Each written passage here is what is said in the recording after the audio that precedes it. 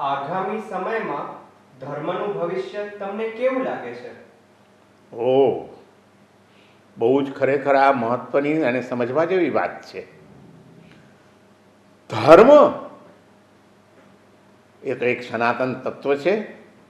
કોઈ એમ કહે છે કે દિવસે દિવસે ભૌતિકવાદ વધી રહ્યો છે અને હવે ધર્મનો વિનાશ થઈ જશે, લોકો ધર્મથી વિમુખ થઈ રહ્યા છે, બસ પતી ગયો, ધર્મનો યુગ પૂરો થઈ ગયો. તો એ વાત સાથે હું બિલકુલ સંમત થઈ શકું એમ નથી. ધર્મ એ તો એક સનાતન તત્વ છે. ધર્મ એક આર્ટ ઓફ લિવિંગ છે, એક જીવન જીવવાની એક કળા છે.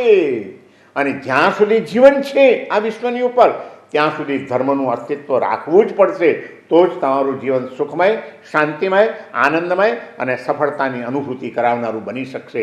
અને મને વિશ્વાસ છે કે પૃથ્વીના અંત સુધી આ ભારતની ભૂમિ ઉપર હંમેશા ધર્મનો જય જયકાર થતો જ રહેશે. ધર્મ ચોક્કસ રહેવાનો જ છે, ભવિષ્યમાં પણ રહેવાનો છે. કદાચ આજ કરતાં કાલે ધર્મની વધુ આવશ્યકતા હશે અને એ વાત નવી પેઢીને એક દિવસ ચોક્કસ સમજાશે જ, એની મને ખાતરી છે.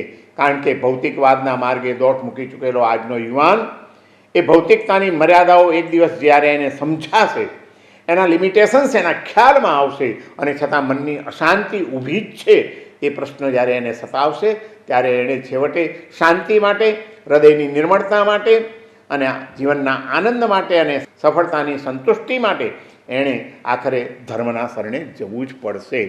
હા, સંપ્રદાય કેટલા ટકશે, સંપ્રદાયની રૂઢ ક્રિયાઓ કેટલી ટકશે, પરંપરાઓ કેટલી ટકશે, માન્યતાઓ કેટલી ટકશે, એ કંઈ કહી શકાય એવું નથી.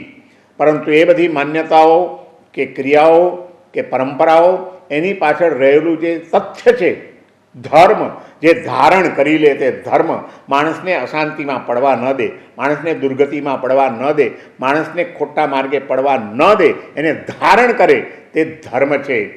આ જીવનમાં અભ્યુદય અપાવે અને પરલોકમાં સ્વર્ગ અપાવે, મોક્ષ અપાવે, એનું નામ ધર્મ છે.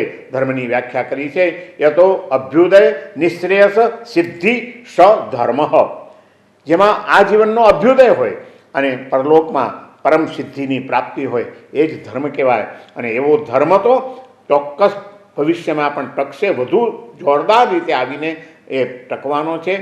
પણ એ જ પરંપરાઓ હવે ટકશે જે માનવતાવાદી અભિગમ લઈને ચાલતી હશે અને વૈજ્ઞાનિક દૃષ્ટિકોણ લઈને ચાલતી હશે. તે જે વૈજ્ઞાનિકતાનો વિરોધ કરશે અને જે માનવતાવાદી અભિગમ છોડીને ક્રિયાકાંડના આડંબરોમાં અટવાઈ જશે, એવા સંપ્રદાયોનું ભવિષ્ય મને બહુ લાંબુ દેખાતું નથી.